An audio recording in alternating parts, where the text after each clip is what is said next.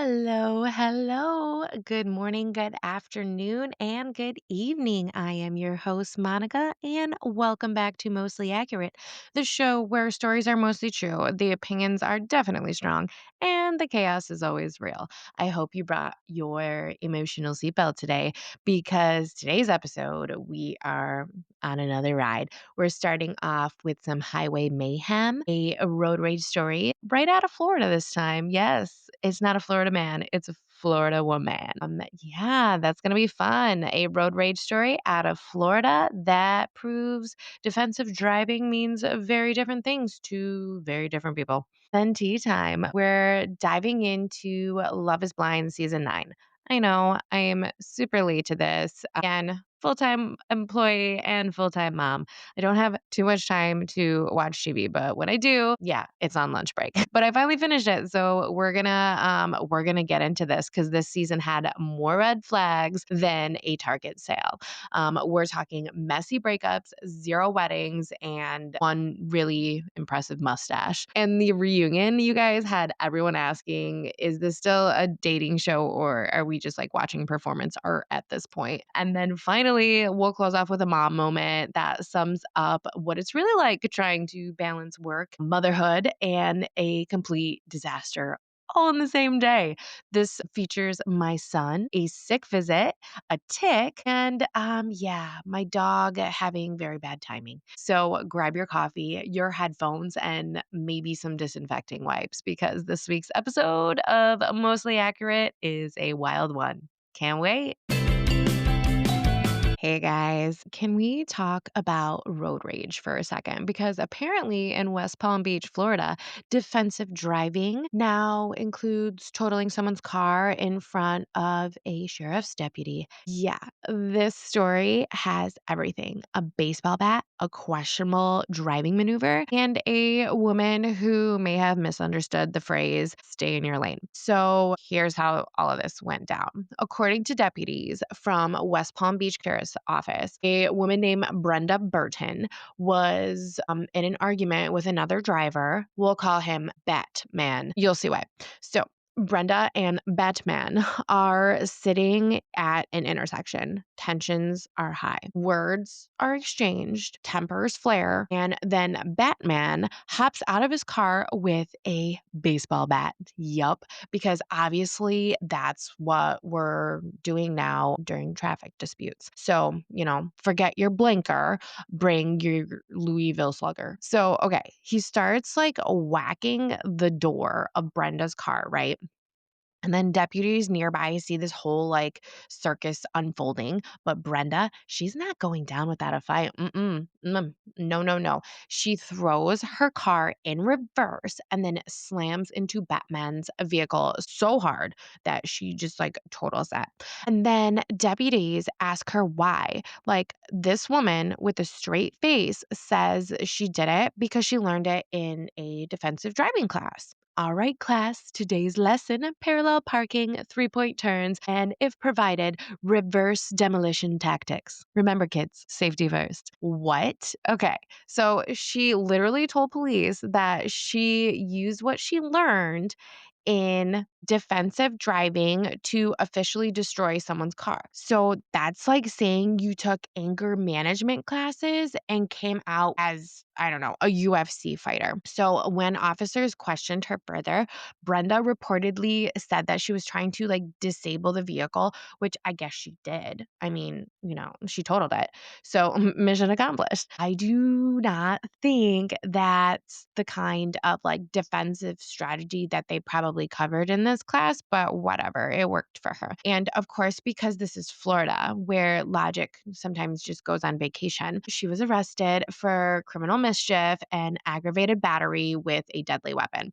And by deadly weapon, yes, they mean the car. So that's fun. But like, look, road rage happens. We've yelled go at a red light at least like once before. I know we all have. Or, you just yelling as you're driving, which I tend to do. I have road rage too. I've never put my car in reverse and totaled somebody else's car because of it, but whatever. I guess nobody's ever come at me with a baseball bat either. So I don't know what I would have done in Brenda's situation, but whatever. Go Brenda. But yeah, if your next step involves using your bumper like a wrecking ball, maybe it's time to take a deep breath, like roll the windows up, turn some calming music on, and like, I don't know, just like woosah for a second. So, yeah, next time you're in traffic, just remember Brenda and maybe don't weaponize your Honda Civic. So, we're just keeping it quick and short today because our next segment is a lot of reality TV tea and it's hot and messy and steamy. And we're just going to dive in to season 9 of Love is Blind, which premiered on Netflix. It was premiered a while ago. I'm sure by the time you're listening to this, you're like, wow, that was like ages ago. Monica, like, what are you doing? But listen, guys, it takes me a while to kind of catch up. All right, world, grab your mugs. Your reality TBT is hot and steamy.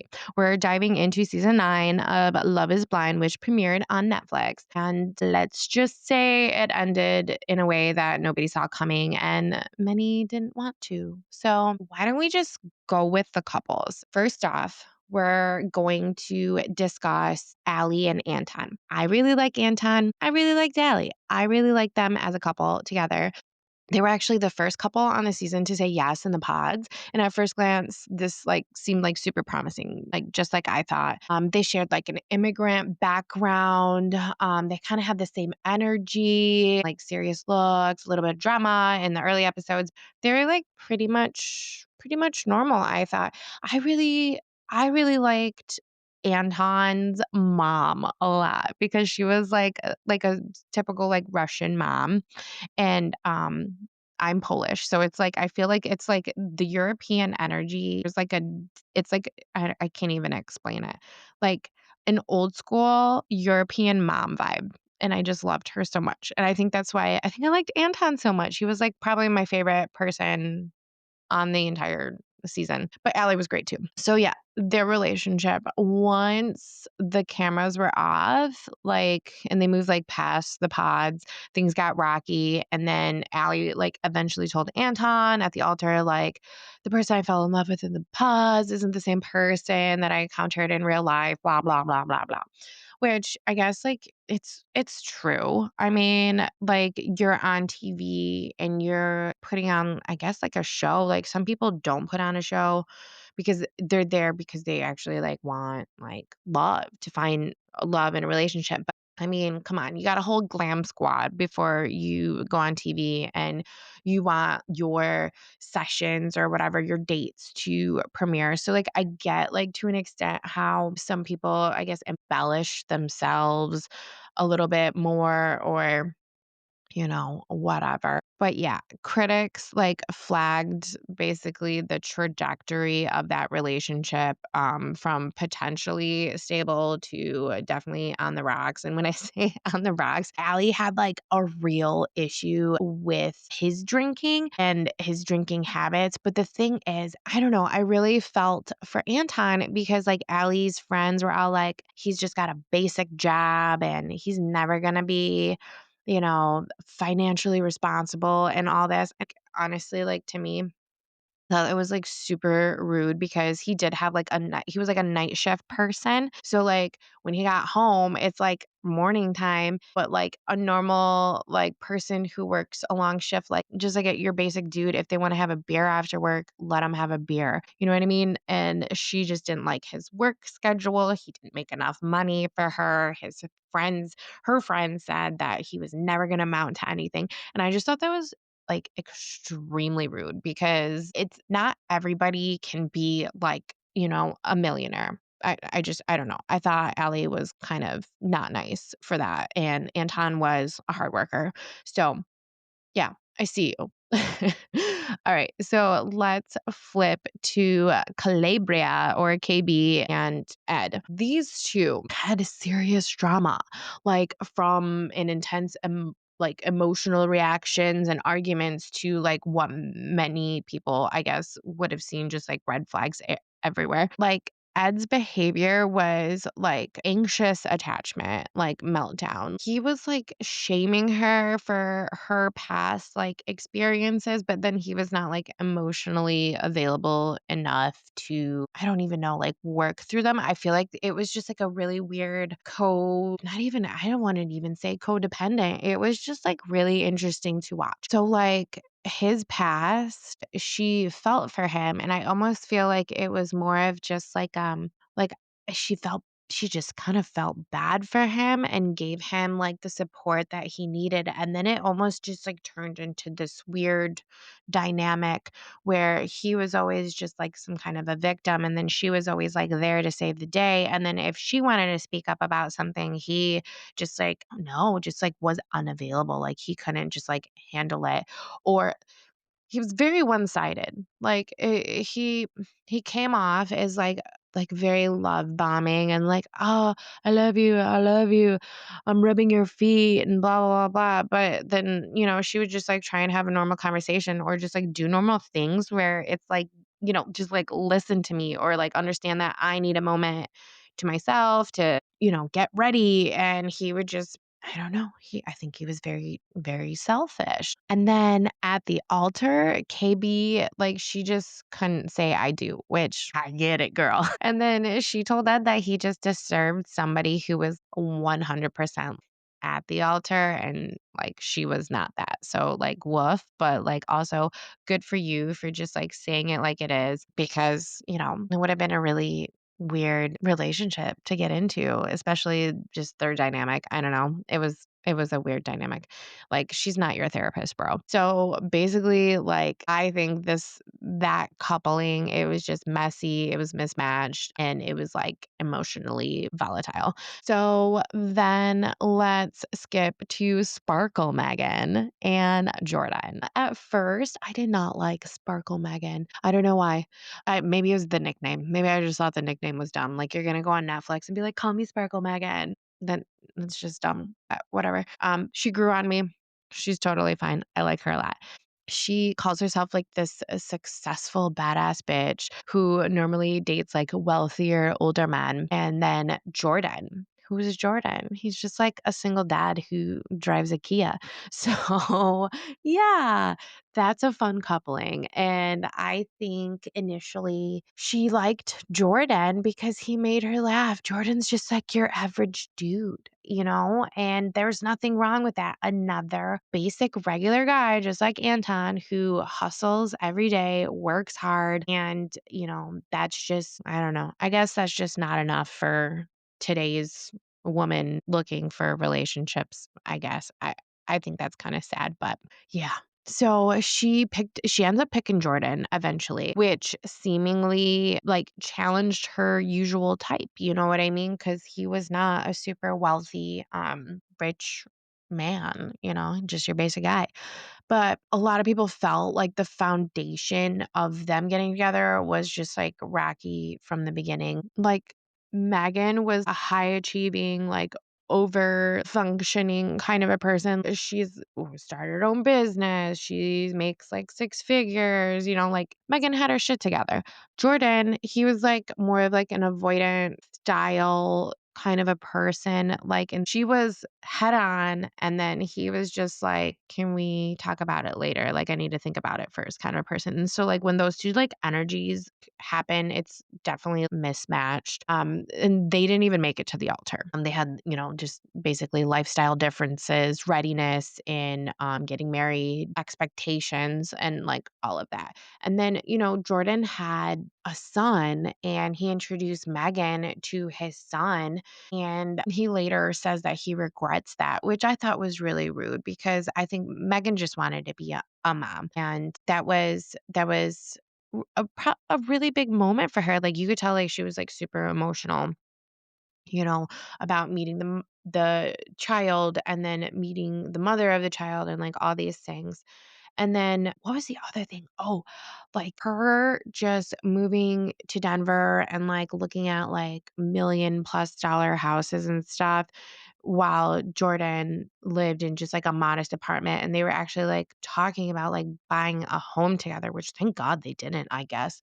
Megan, good for you. Get it, girl. I am a female who bought my own home too and then flipped that, and it was a good investment.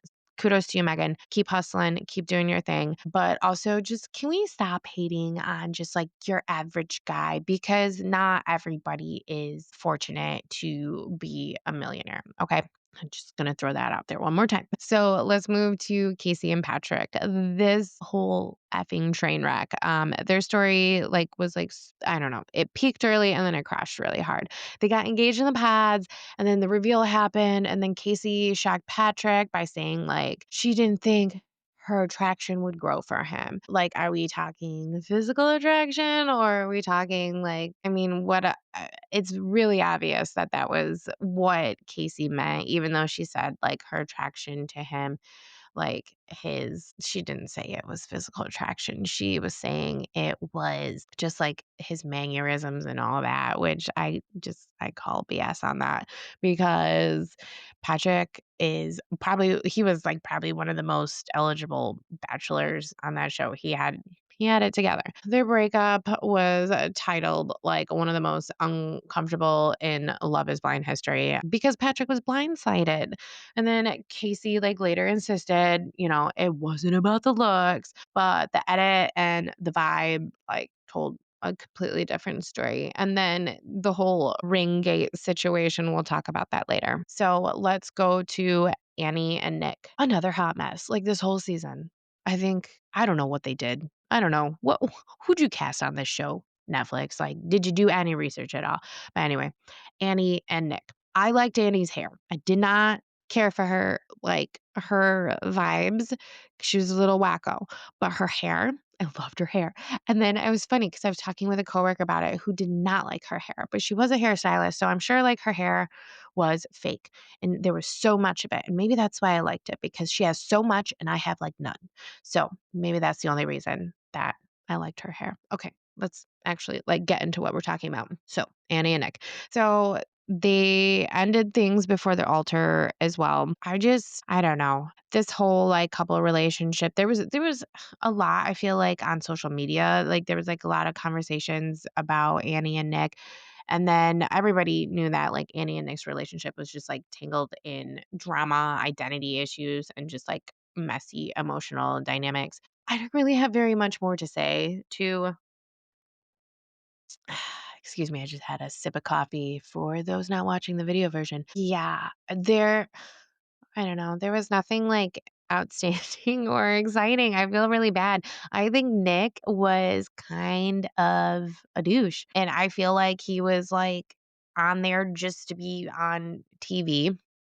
Annie, I feel arrived with just way too much baggage. And she even says it in the beginning, I feel like I'm the one who's gonna mess up this relationship. Which and later on, I went on a Reddit deep dive on Annie and she a messy past. And then she even had an ex-boyfriend, allegedly because CYA, who was saying that he had to get a restraining order against her and that she had a past DUI and Netflix again, what are you doing?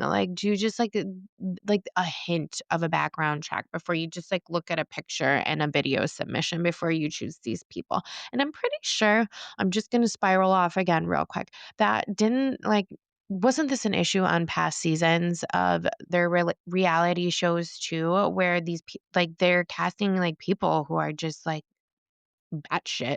So I don't know. Do better. We'll talk about Crazy Annie a little bit later as well. So yeah, let's just break down. That was our couples. What happened this season? First and biggest, nobody got married. And for the first time in the franchise's history, zero weddings happened at the altar, which caused a major side eye for fans, but whatever, you don't know what's gonna happen. So that's fine. Many viewers also felt the casting was off. So the vibe of this season was more about clout, just like I said, Nick, he's just there to be on TV instead of for a genuine connection. And then I don't know. It was super evident that everybody was just there for the cameras and to gain more Instagram followers, which I would love more Instagram followers. Please follow Mostly Accurate Podcast on Instagram. Back to our regularly scheduled programming. Emotional immaturity was like another big theme for this season. Many of the couples showed like avoidant, anxious attachment, like styles, and just the ones that like meshed together clashed very. Oh, there's like fuzzy in my face. Oh my god, what was I saying? Yeah, avoidant, anxious attachment styles. Everyone just clashed very poorly. There was poor communication, and there was just like little growth. Everyone came in and they didn't want to change, and they just I don't think anybody was even like ready to ready for a relationship. They were just ready for their like golden goblets to be filled with booze, which is like another thing that I will discuss, I think, in a little bit. Because no, fuck it. We'll just discuss it now. Netflix, like, really, it's really interesting how these relationship reality shows, like, did anybody else catch like that it was just one giant party? Like, I feel like everybody was drunk the entire time.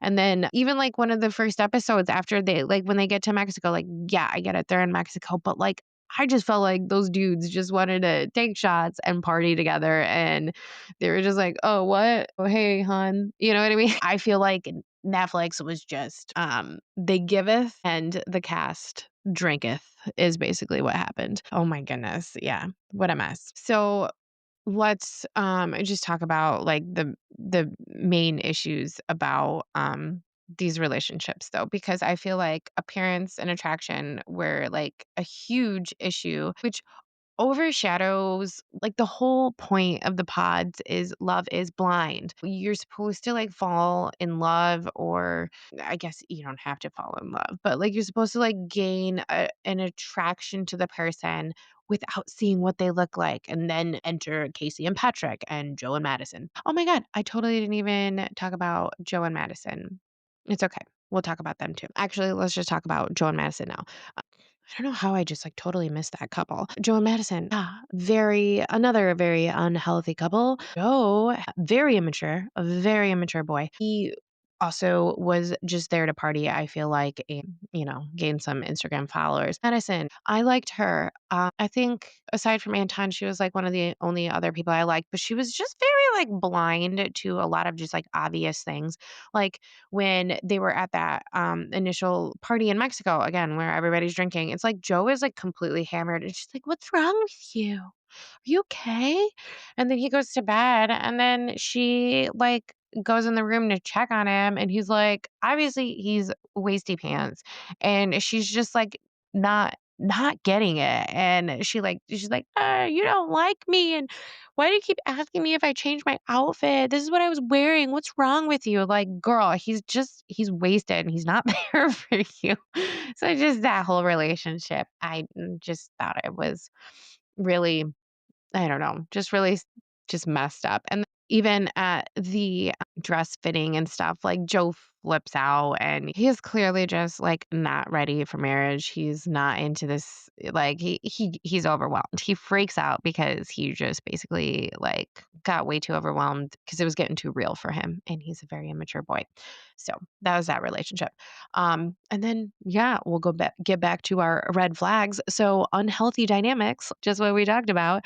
There was a ton of gaslighting. There was a ton of emotional outbursts. Every partner was just not ready for commitment, like I just said. And then the experiment itself, it's just lost its sparkle. I don't know if Nick and Vanessa need to intervene. This season was just a complete hot mess. People are saying it's probably the worst season ever. And yeah, that the whole Love is Blind franchise has just become a joke.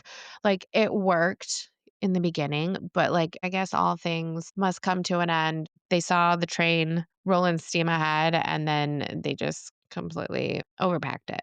Okay, now we're going to just climb the stairs. Yes, literally into the Love is Blind season 9 reunion because if you thought the pods were wild, the reunion was piled on with awkwardness, bombshells, and yes, someone's very noticeable mustache. Speaking of stairs, I swear I was just like holding my breath for one of those girls to fall down those stairs. Like, what were you guys thinking? Like, I know they were trying to like branch out and like get out of the like, typical reunion when they're on couches, but they made them walk down these like terrifying stairs. And these girls had like really tall, pretty heels on because, everybody like dresses up like super nice and stuff for those reunions. But my God, I was just terrified one of them was going to topple down those stairs, especially Annie. Like, good Lord. They should have had somebody like escorting them down. So let's talk about the bombshells from the reunion. First up, Sparkle Megan. She dropped a big one. She's a new mom with a new partner, and she has a baby boy named Brooks, born a couple months before the reunion was filmed. And this was like a big surprise, and most of the cast members didn't know. So that means that right after she wrapped filming on this season, she got pregnant and she looked really good. A lot of the cast members like made comments like, "Girl, you're looking thick," and all this, and she looked great. She looked like so happy and tired. Like I can totally see a 2, 3 month postpartum mom when I was looking at Megan. I noticed that at one point she did go off stage and I'm wondering if it was maybe to breastfeed or um I don't know, maybe just be with her baby, which they did a pretty good job of just like moving the camera so the viewers at home couldn't see that. But you can totally see just her face. She looked beautiful. She looked absolutely beautiful. But I just like in her eyes, I feel like I transported back to 2 months postpartum and just imagining what's going through her head sitting on that stage with all these people. Probably was a complete shit show because, again, Netflix provideth the alcohol. And she's just sitting there like, oh my gosh, like, I can't believe that I just had a baby. Now I have to be on national TV. And, yeah, I loved that fun surprise. I think that was like one of the most genuine parts of that reunion. So now that we had a nice start to the reunion, let's get into the rest of the shit show. All right, Joe, we'll just start off with this mustache. Joe's facial hair becomes a visual flag for the audience. Man, you could spot him from space. I think that he is probably very proud of his porn stash, but I think he probably got grilled on Reddit for that mustache after the reunion. But he also got grilled for his behavior, being wasted at the pool party. And then we find out that he later hooks up with Casey, one of the other contestants, and then hooks up with another contestant's best friend after filming. Like, man, that that mustache got plenty of camera time and commentary from friends at the reunion. Who else? Casey and Patrick and Ringgate, as I mentioned earlier.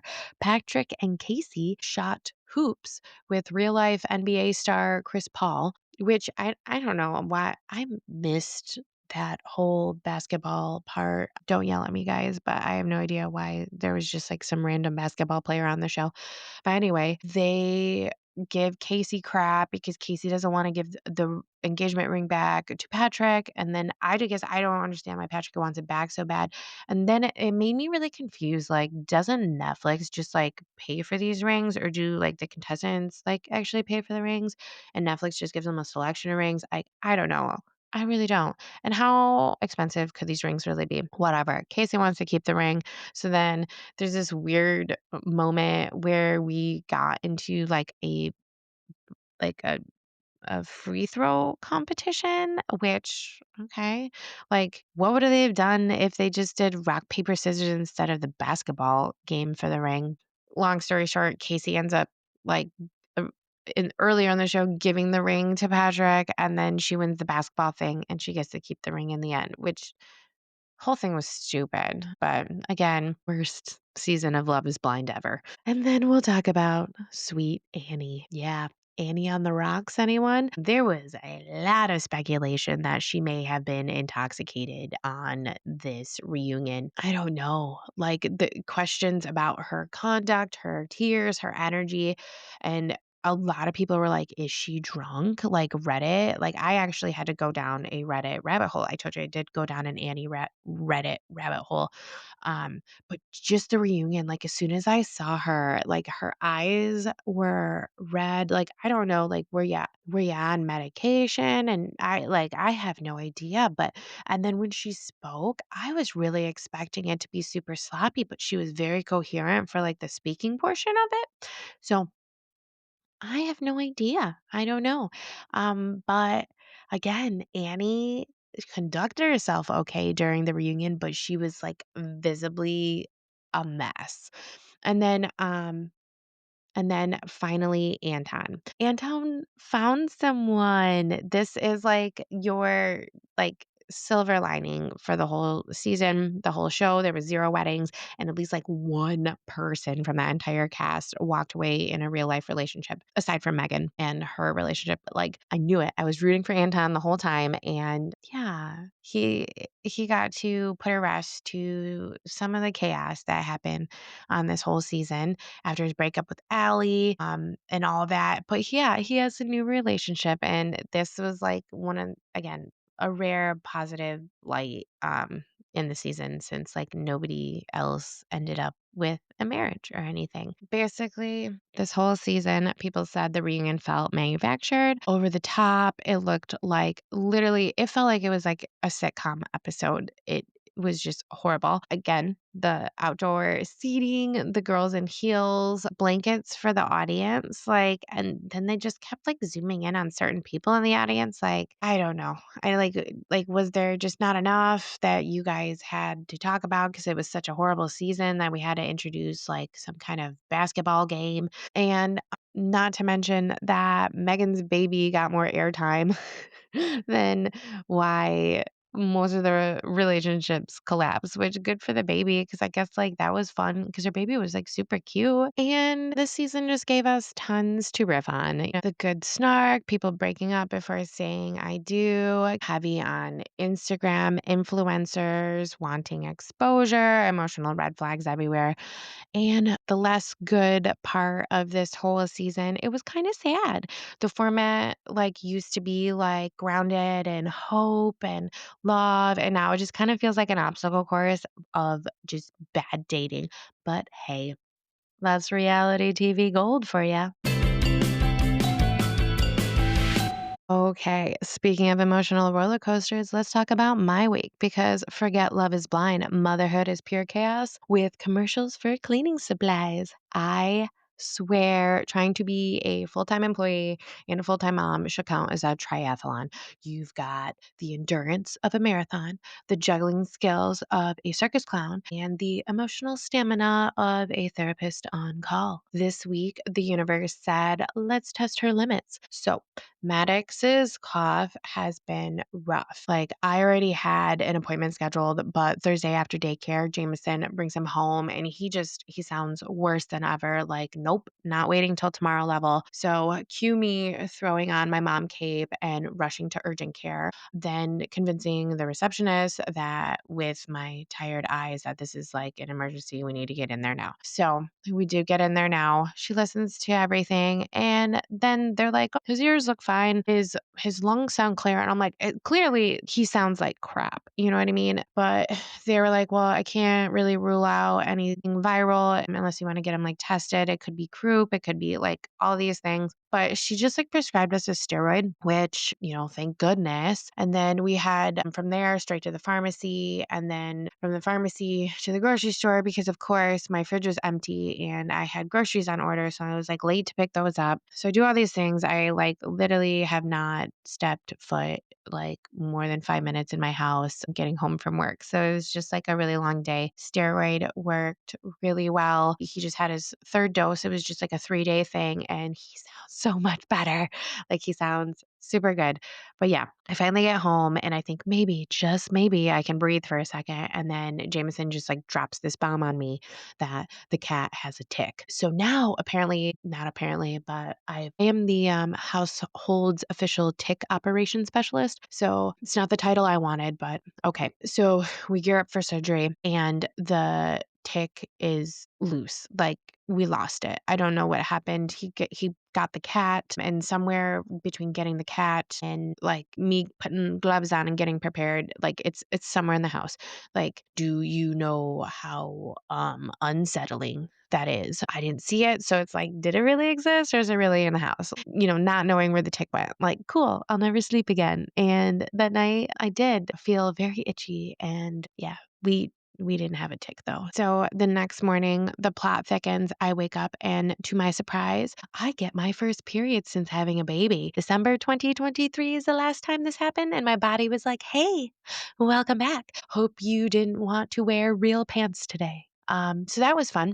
The day at work was chaos, just nonstop, no time to breathe, constant dumpster fires everywhere. But it's fine. Everything got put out just because, when you're in the zone, you're in the zone. I love it when I'm in the zone. I like to solve problems. Maybe that's why I'm kind of good at my job, but whatever. So running around, doing all that stuff, mid shift, I have to go give Maddox his medicine. So I run home, pick the medicine up, run to daycare, give him the medicine. And then, I go home because I still have to finish the workday. And then, just when I think everything is okay and whatever, I walk through the door and the dog has like a full-blown seizure. I'm upstairs and I just like hear the sound. My dog has epilepsy. So this isn't like a new thing. My dog has seizures and she is on medication for it. But sometimes, despite the medication, she'll still have a seizure. And mind you, my dog is 14 years old. So she is an old gal. She is a senior citizen. And so she has a seizure, and the poor thing, it poops herself. She poops herself. She poops her bedding. And then I let her outside to clean up, throw the bedding and stuff in the wash. And then she steps in, but she stepped in poop outside on the deck because she's senile and she's just like been pooping on the patio. So she stomps all over the house. Like when she has a seizure, she it's like a reset button in her brain. So despite being a 14-year-old dog, that reset button, like I swear, just like resets her as like a puppy. So she's legit galloping shit, like smushing it throughout my house, and she still has like diarrhea on her because she pooped herself, and it's just like my whole house smells so bad. And then so like I tried to lit like one of those wax burners, which is like coconut lime. And then it just like by the afternoon, it just smelled like coconut lime shits in my house. And it was just the longest day ever. I could not believe it. And then a good friend sent me a carpet cleaner, had it delivered to my house. So thank you so much for that. That was such a big relief. By the end of the night, I wasn't sure even like which crisis I'd handled most recently, like the kid, the cat, the dog, my uterus. Like I had to still wash the dog. And then after I washed the dog, I had to clean the bathtub because the baby needs a bath right after that. And like last night was just a complete blur for me, I swear. But, that is just motherhood, right? I guess maybe. I don't know. It's like equal parts like crisis management, emotional labor, and pretending your coffee counts as a coping mechanism. So somehow, even after a week like that, I still went to bed thinking how much I love them all, my whole family, every last creature, every last gross situation or thing that I had to do this week. Fur, fever, all of it. Yeah. So if you're listening to this and you've also had one of those weeks where everything like that could go wrong, like did, I see you. You're not alone. You're doing incredible. And even if your house is currently smells like disinfectant and despair, you're good. You're good. So yeah. Thanks, you guys, for letting me let that all out. And I, I really hope your weeks were better than mine. And I hope your upcoming week is better than what I had to deal with. All right. right, friends, that's it for today's episode of Mostly Accurate. We've learned that defensive driving does not mean using your car as a weapon, that Love is Blind season 9 might need a couples therapist on standby, and that motherhood is basically an Olympic event where the sport is just survival. If your week look anything like mine, full-time job, sick toddler, mysterious ticks, a very dramatic dog situation, just remember you're doing the best and that's more than enough. If you like today's episode, be sure to subscribe on YouTube, Instagram, TikTok, Facebook, all of the social medias. Please like, subscribe, review, share it with somebody who needs a laugh or just needs to know that you're not the only one who's spiraling throughout the week. I love talking with you guys. I'm so happy that you joined me for this week, and I hope your week goes super well. I am Monica, and this has been Mostly Accurate, where the stories might not be perfect, but the feelings always are. Okay, guys, love you. Bye.